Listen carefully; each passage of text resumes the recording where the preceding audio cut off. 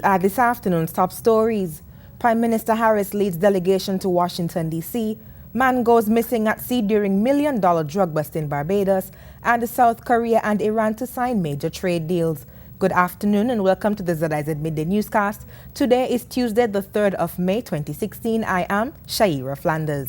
In national news, Prime Minister Dr. the Honorable Timothy Harris is in the United States Capitol today, where he is leading a delegation that includes the Cabinet Secretary, Mrs. Josephine Huggins, the Minister of Energy et al., Honorable Ian Liburd, and officials from the St. Kitts and Nevis Embassy in Washington, D.C. The delegation is scheduled to attend the U.S. Caribbean Central American Energy Summit at the U.S. Department of State on Tuesday, May 3rd and Wednesday, May 4th. The Energy Summit, which is being hosted by the Honorable Joseph R. Biden, Jr., Vice President of the United States of America, will include a closed-door Caribbean-focused session with Vice President Biden, as well as Caribbean-focused public-private sector sessions and a plenary session with all participants. This week's Energy Summit forms part of the Caribbean Energy Security Initiative, which is coordinated by the Department of State. The Caribbean Energy Security Initiative was launched on June 19, 2014 to provide technical assistance for improved governance in the Caribbean energy sector.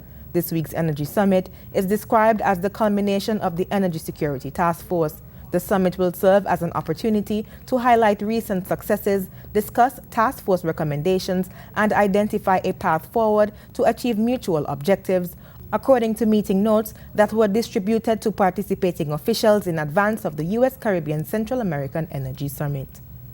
A quantity of white powdery substance confirmed to be cocaine was seized at the Robert L. Bracher International Airport on Sunday.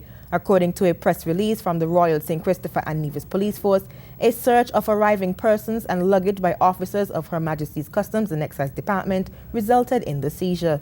The weight of the package was 0.25 kilograms and a value of $22,275 EC.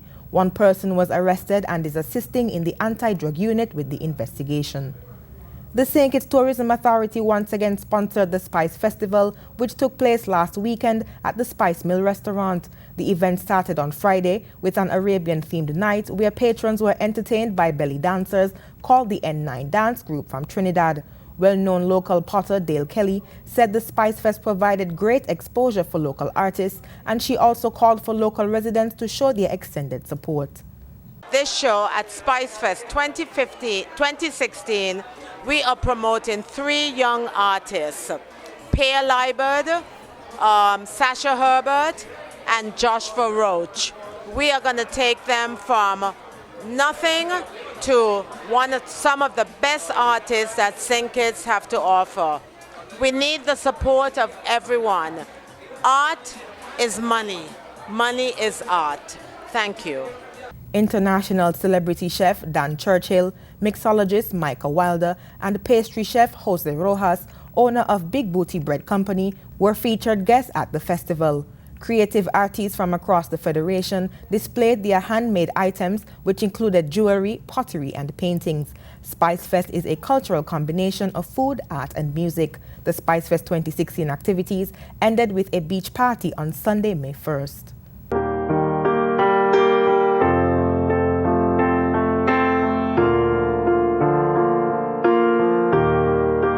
Hello everybody, my name is Kendra Hutton, a past contestant of Kitchen Superstar. A number of persons have been encouraging me to enter this year's competition, so I need you, the public, to help me to decide if I have what it takes to be this year's Kitchen Superstar. Party girls, don't get hurt, can't feel anything. When will I learn? I push it down, I push it down.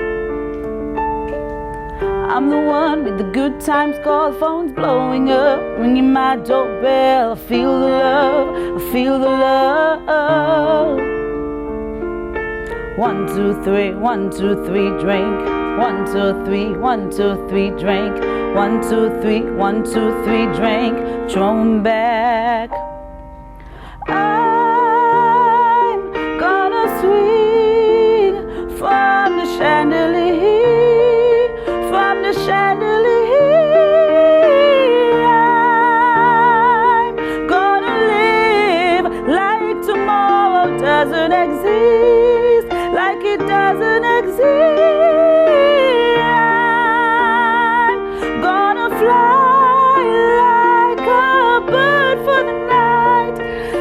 the tears as they dry. I'm from the chandelier, from the chandelier. Regionally, police in Barbados are searching for a man who went missing at sea when a drug boat sank after being intercepted by law enforcement officials on Sunday. Lawmen seized 814 pounds of cannabis, which has a street value of US $800,000, and took a Barbadian and Vincentian into custody. According to the police, members of the Royal Barbados Police Force's drug squad, assisted by the Barbados Coast Guard, intercepted a boat about 4 nautical miles off the island's west coast around 8:50 p.m. on Sunday. According to a police statement, due to unfavorable conditions at sea, the boat sank, but the law enforcement officials seized the drugs and detained the 2 men in connection with the seizure. A 3rd man was also on board at the time but was not found. Rescue searches continue. In Guyana, an East La Penitence family has relived another horrifying robbery by bandits. The perpetrators, including a woman, shot and injured one of the proprietor's sons and carted off with cash and groceries. Here's more.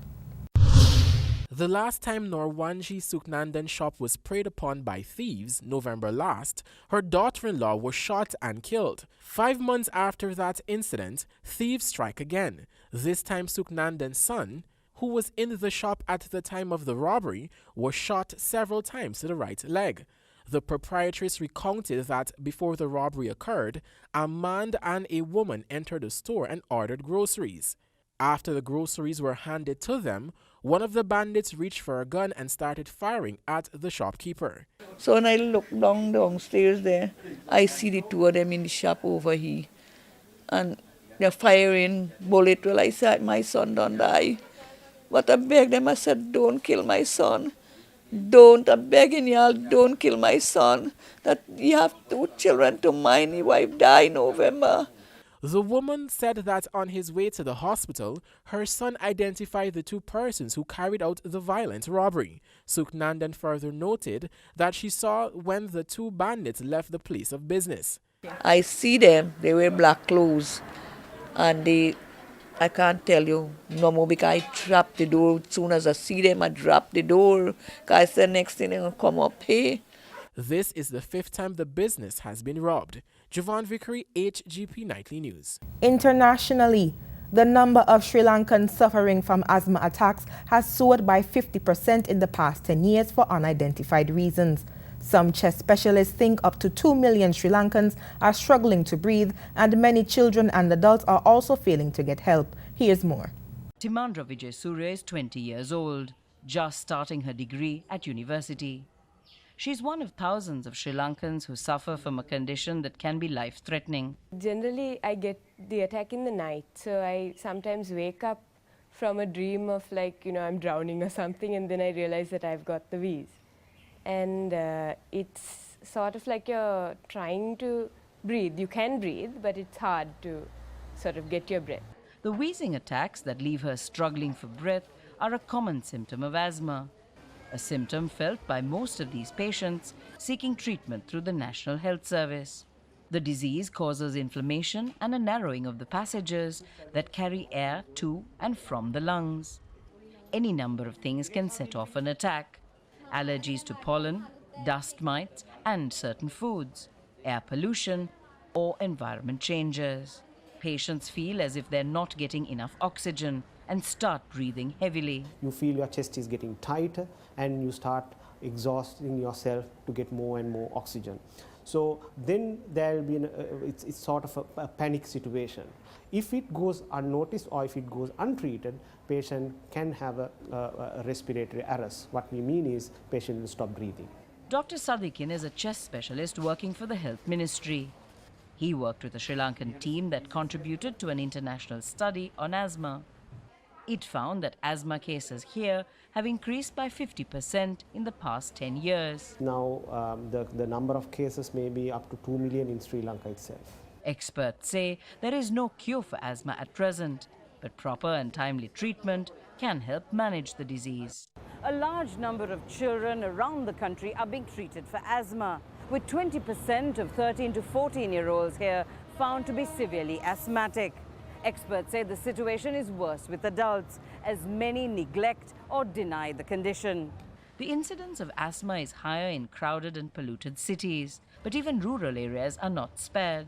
Vehicle and industrial emissions, changing food habits, and cigarette smoke have been linked to the disease. With up to 2 million people affected, Sri Lanka ranks among the high-prevalence countries. That may not be comforting for Timandra and those like her who have learned to live with their condition. Mina Fernandez, Al Jazeera, Colombo.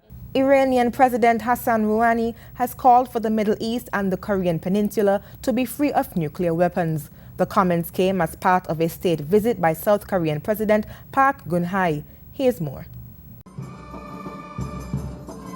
In the first visit to Iran by a South Korean head of state in more than 5 decades, President Park Geun-hye called on the Islamic Republic to help curb rival North Korea's nuclear program. I explained the Korean government's views on North Korea's nuclear weapons, and I asked Iran for cooperation. Iranian President Hassan Rouhani never mentioned Iran ally North Korea by name, but called on the elimination of all nuclear weapons. Our wish is for the elimination of all weapons of mass destruction, especially from the Korean Peninsula and the Middle East. While security was on the agenda, trade dominated the summit. President Park, along with a delegation of more than 230 ministers and business executives, signed, in principle, deals worth billions of dollars. Among the agreements, construction projects for an underwater gas pipeline, oil refineries, and 500 kilometers of railroad lines. Ever since Iran signed the historic nuclear deal last year, which was followed by the lifting of international sanctions in January, this is what Iran has wanted to see: a bigger presence on the world stage, high-profile visits from heads of state, and a boost in international trade. The South Korean president's trip follows visits by other heads of state and trade agreements with Asian and European countries looking to take advantage of Iran's young, educated workforce and abundance of natural resources. Iranians, many still suffering from unemployment and high prices, say they're eager to see the benefits. 100%. The objective was for the people to see benefits. If that doesn't happen, then all of this means nothing.